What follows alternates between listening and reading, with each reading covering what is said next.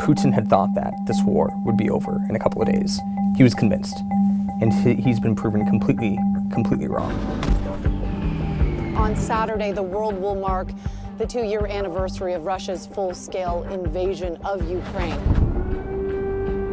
2 years ago, Vladimir Putin's forces pushed for Kyiv and a swift victory.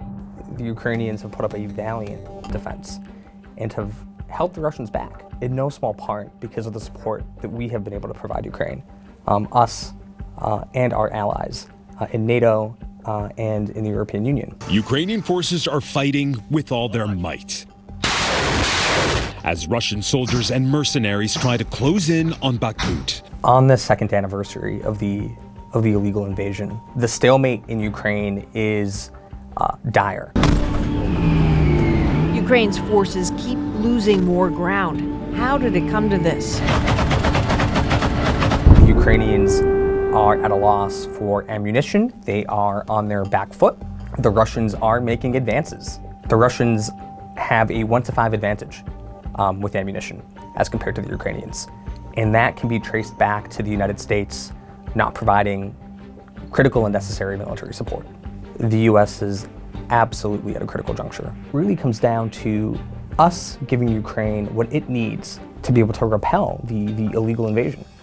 Congress needs to pass supplemental funding for Ukraine. The $60 billion that President Biden is asking the House now to consider, that amounts to 1/30 of the federal deficit for 2023. The amount to date that the United States has spent on Ukraine is $113 billion. In terms of the overall federal budget for the past 2 years, it comes to a 0.65% figure.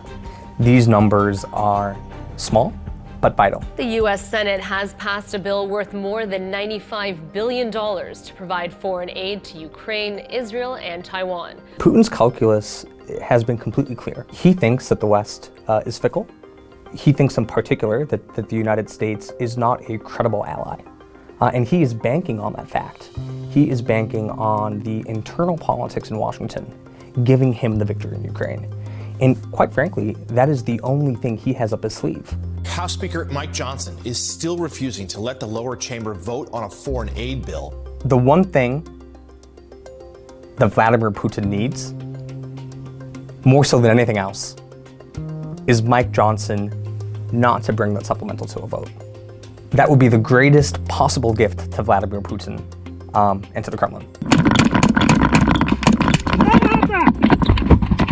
Ukraine is short on supplies and increasingly short of soldiers. It's falling back, and the world is watching. Peace can only come with a Ukrainian victory. And I think what's so amazing about the situation is it really depends on us here at home. It depends on the U.S. Congress passing that supplemental and doing so as soon as possible. We do not hesitate, because any hesitation plays in the favor of Vladimir Putin and plays in the favor of autocrats all over the world.